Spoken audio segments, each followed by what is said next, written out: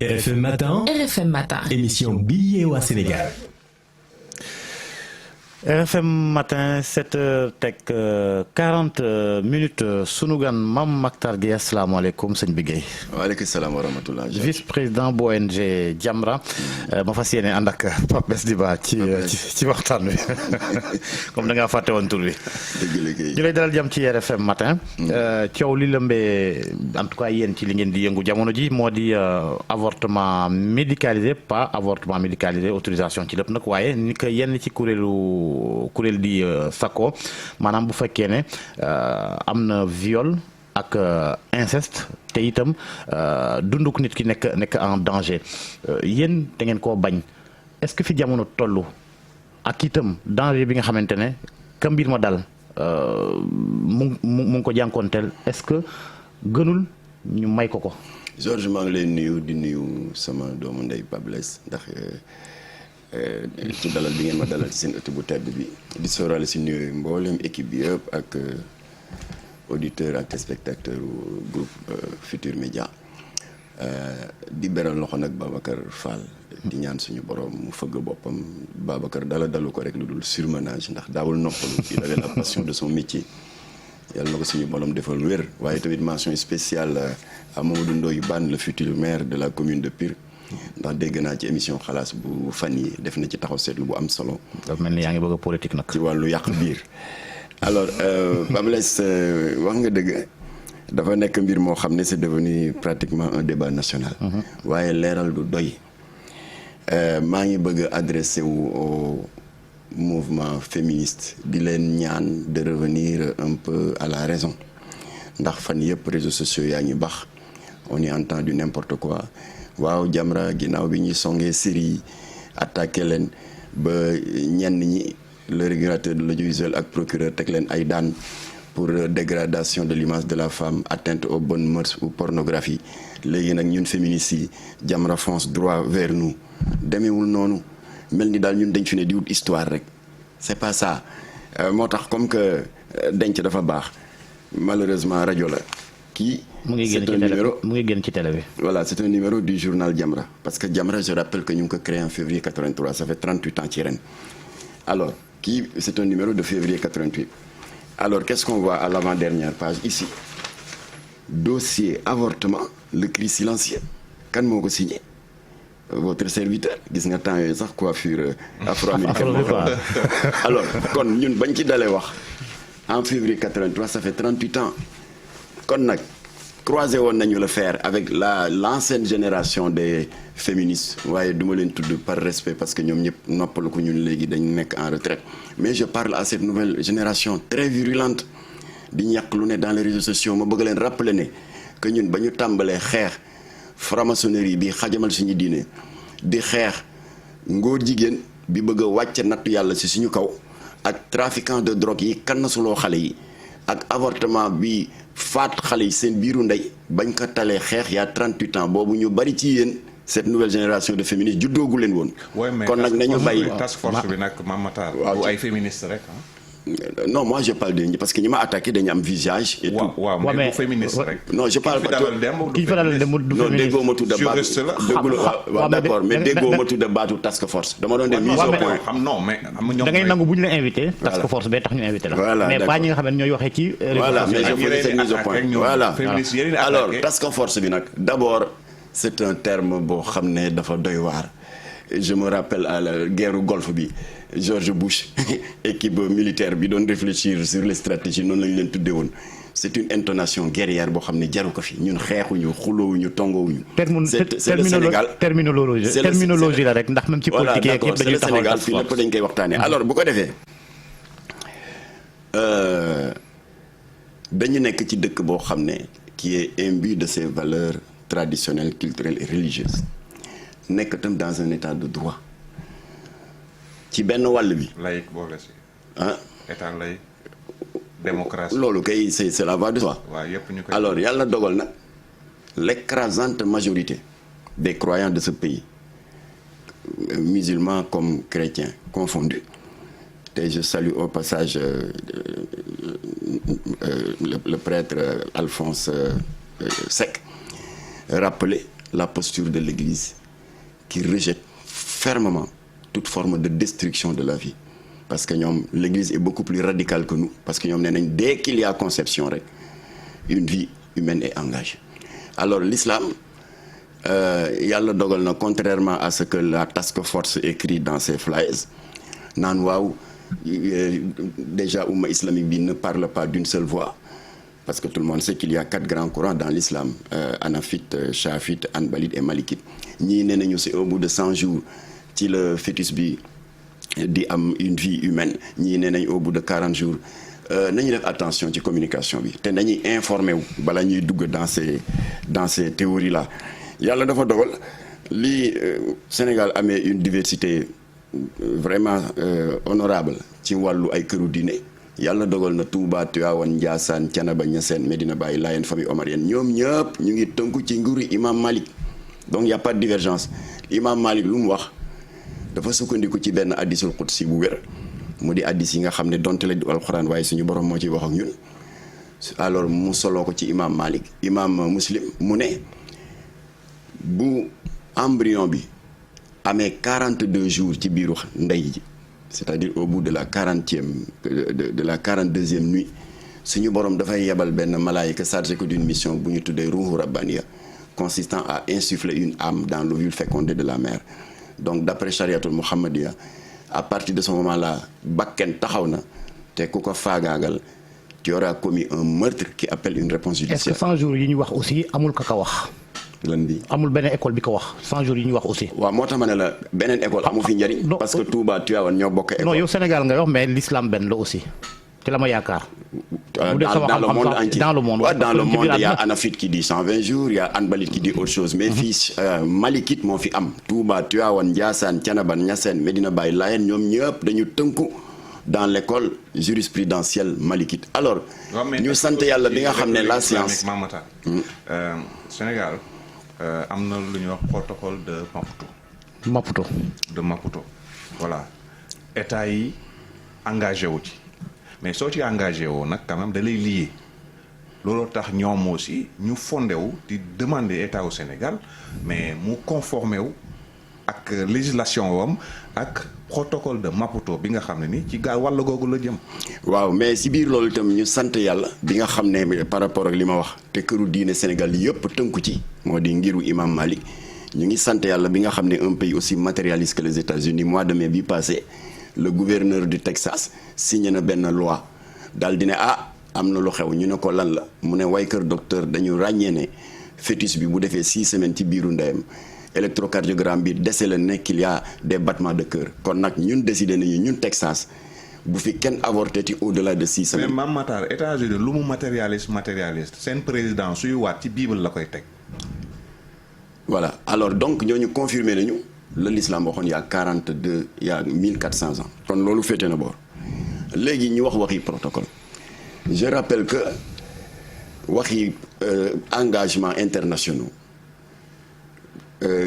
qui sont en total déphasage avec les croyances culturelles et religieuses du Sénégal du fi lu bees damay citer à titre d'exemple en 2009 tuumaa lu ñu fi woon benn ministre de l'ancien régime man fa laa bokkoon j'étais le porte-parole de la mouvance présidentielle posture bi Seydou Gueye am la amoon nekkoon tam président de conseil d'administration ñu ne dafa demoon conférence yu Genève bi nga xam ne dañ fa doon xaatim benn document bu ñuy tuddee l'appel des 66 c'est-à-dire les 66 pays yi doon def pression ci Ban Ki-moon le secrétaire général des Nations Unies pour ñu woote assemblée nationale assemblée générale des Nations Unies pour une dépénalisation universelle de l'homosexualité ministre boobu ñu fa tuumaaloon amul woon mu def coow lu rëy ci dëkk bi ñun ñu def marche bien que amoon na ay teraanga ci régime bi mais dama ko tegee ndale défendre sama diine ak samay valeurs moom moo ko gënal ñu ànd ak imam Mbaye Niang ak Aliou Sall fii ci grande mosquée pour demander au président de la République de clarifier l'opinion ndax moo ko signé oui ou non Abdoulaye daal di yónni Bamba Ndiaye le ministre chargé des affaires religieuses yónni Bamba yàlla na ko yàlla yërëm yónni Koumba Gaye en charge des droits humains ñu daal di démentir formellement ne ñoom signé wuñu ko ñun ñu ne leen même boo leen ko signé woon cet appel des 66 pour la dépénalisation de l'homosexualité ça n'engagera que vous parce que dafa nekk en total déphasage avec nos réalités et nos croyances alors ñii tamit jóg protocole de Maputo daganal na yàq biir ma ne la 10 000 protocole de Maputo protocole de Maputo protocole de Bujumbura ci yem état bu ko signé ngay chef d'état wala ministre ça n'engagera que toi parce que Touba rejette l'homosexualité et l'avortement. Tivaouane noonu Ndiassane noonu Thiénaba noonu Medina Baye Layène et surtout la famille omarienne qui a une posture plus virulente. Parce que j'ai posté sur ma page Facebook Seydi Madani Tall nee na mu ngi demander à tous les musulmans de ce pays de se lever parce que lii il est hors de question muy jàll kon nag protocole de Maputo Bujumbura ci am ça ne peut pas passer ici. léegi ci ñoom la ñuy tënku surtout si la vie wu nit ki c'est en danger ki nga xamante ne antunul ëmb bu demee ba war a faatu ndax ëmb googee lan mooy solution bi. voilà loolu suñu diine réglé na ko. sauver kii. voilà suñu dañu nekk ci dëkk boo xam ne il y a ces deux axes là moom la Pape Blaise di fàttali léegi et c'est ce qui fait le caractère laïque de notre République diine réglé na ko la législation sénégalaise réglé na ko. naka la ko diine réglé yàlla dafa dogal ñu nekk ci diine majoritaire bu wax ni face à deux mots. Il vous est permis de choisir le moindre mal mot MAUX c'est le pluriel de mal ndax diine l'islam dafa ni ci suratul Baqara la ikraha fi din il n'y a pas de contrainte en religion alors et à cet égard ci misaal bu fekkee yow Georges da nga doon voyager war a traverser benn forêt pour dem ci beneen village voisin nga réer ci àll bi wër ba 2 jours 3 jours tu n'arrives pas à retrouver ton chemin xiif di la bëgg a rey sa bakken xaj ci xam nga l'islam xaraamal na ku lekk mbedd comme beaucoup d'autres religions monothéistes d'ailleurs waaye nga ñëw yem ci benn mbedd xar bu dee wala ginaar gu dee te yow boo continuer di wër 6 jours 7 jours sa bakken xaj na ci l'islam def na benn dérogation spéciale autorisé la nga jëfandikoo mbedd bi waaye boo ko jëfandikoo nag ba gindiku ba retrouver ton chemin ba eggaat ci dëkk ba xaramalaat nañ à nouveau nga lekk mbedd alors selon le même principe l'islam joxe na atte ci avortement mu di que la règle générale en islam c'est l'interdiction waaye nag bu fekkee ëmb bi à condition naturellement que ce soit médicalement attesté dafa présenté wu de sorte que la vie de la mère est en danger sa santé est gravement menacée parce que xam nga am na ay ëmb yuy ànd ak de graves troubles cardiovasculaires ëmb yuy ànd ak hypertension ëmb yuy ànd ak insuffisance rénale quand c'est médicalement attesté te bakkenu ndey yi xaj na ci l'islam autorisé na pour sauver la vie de la mère ñu texali ko ak ëmb bi. mais est-ce que vous n'êtes pas en train de dire la même chose aussi peut-être toogu leen waxtaan ndax ñoom newuñ ne avortement médicalisé bu la neexee rek mais li ñu encadré sur des cas spécifiques bu fekkee ne la vie de la maman est en danger. alors donc c'est la seule et unique dérogation bu diine l'islam tëral. alors ci loolu nag le législateur bi sukkandiku comme c'est le cas dans tous les pays du monde le législateur buy nas loi yi les lois ne tombent pas du ciel du ko luxus day sukkandiku sur ce que vous spécialistes de la communication avez l'habitude d'appeler les réalités socioculturelles donc si le législateur bi sukkandiku daal di nas l'article 305 du code pénal qui dit que au Sénégal l'avortement est interdit sauf s'il y a des problèmes de santé graves qui risquent d'hypothéquer la vie de la mère nga ñëw sur le code de déontologie des médecins article 35 ils ont été plus radicaux en se disant que nous médecins nous interdisons toute IVG, interruption volontaire de grossesse, sauf s'il n'y a pas d'autre moyen de sauver la vie de la mère que d'interrompre cette grossesse. Nga daal di ñëw sur la loi de la santé de la reproduction, article 15, démocratiquement voté par l'Assemblée nationale du Sénégal qui est un pays souverain. Alors ñoom nee nañu si la grossesse se profile de sorte que la vie de la mère est menacée, alors on peut autoriser, si toutefois c'est attesté médicalement, d'interrompre la grossesse kon nag toute l'architecture législative du Sénégal disent la même chose. leneen. alors léegi nag ñoom ñu daal di ñëw nag indi un concept bu bees daal ne waaw bu viol amee wala inceste. alors ca laa bëggoon ñëw inceste parce que inceste également am na ay conséquences. alors da ngay wax valeur tout le temps valeur suñu voilà mais inceste. alors inceste.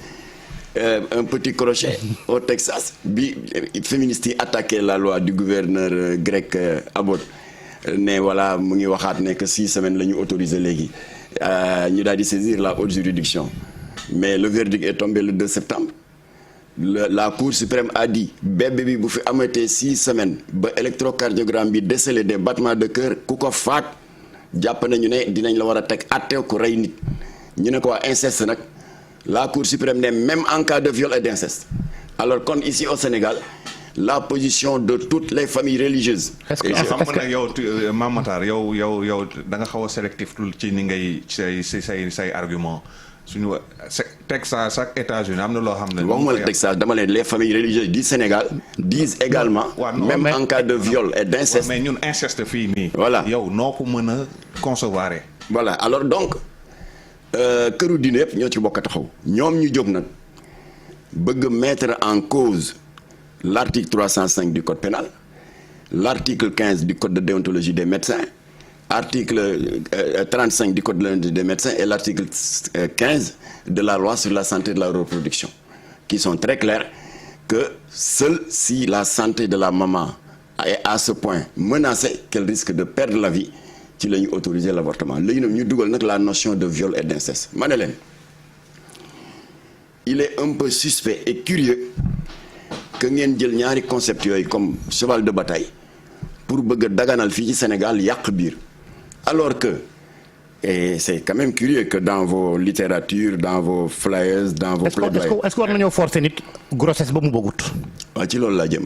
Dans leur plaidoyer, jamais nga gis leen ñuy def la promotion de ces refuges, de ces alternatives que sont les orphelinats. Ñun on a orienté pas mal de femmes qui étaient tentées par l'avortement et je prends à témoin l'orphelinat Ndeye Awa Sadio Parcelles Assainies unité 11. ñu naxanteeg ñoom ba ñu bàyyi avortement bi ba accoucher. mais est-ce que Mame Matar au-delà de ça grossesse est-ce que war nañ koo mën a teg nit te bëggu ko. waaw moo tax ma ne la bu ñu ko tegee nit am na droit bañ ko. mais elle n'a pas ak la mu ko mën a jural aussi parce que inceste aussi da ngay gis parce que inceste xam nañ lan la par exemple ab waajur buy seq ak doomam loolu am na la mu mën a jur ci doom gi ci boppam sax ci wàllu santé. waaw moo tax ma ne la.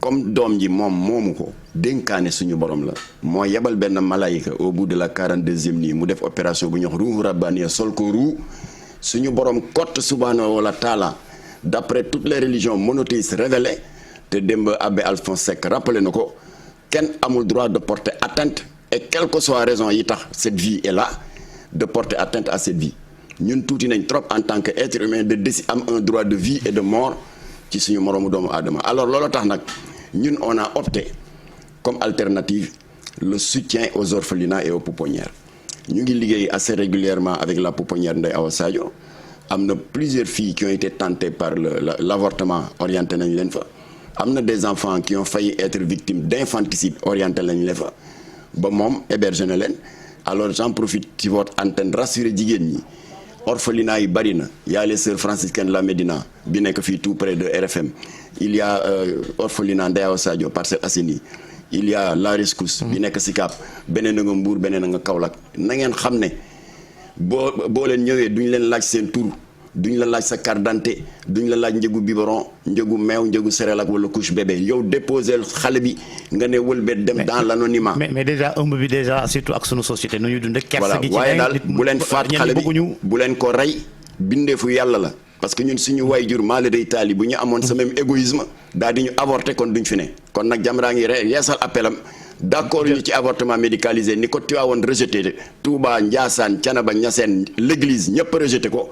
et en lieu et place nañuy dimbali les pouponnières kon nag ñoom xaalis bi ñuy yàq defi publicité millions yooyu bu ñu ko dugaloon ci pouponnières yi jënd leen ki meew ki serelak dinañ leen mën dimbali insha allah. publicité ak leneen xëy na ñoom itam ñu ngi dugal ku nekk ak peut-être sa campagne ndax yéen itam. boo leen xewle yéen da ngeen jot mooy li ñuy wax rek un promoteur de lutte aussi exigeant que Mbasso Mbengue pour lekk avance am foo jaar di nga sëgg bëri. ONG yëpp ay jot financement da yéen itam ONG ngeen. man j'en ai pas besoin et je dis ici je mets au défi n'importe quelle institution internationale pays arabe ou autre de prouver que mës nga jël sa 1 franc jox ko Jamra. Jamra mosul jot benn financement on n'en veut pas.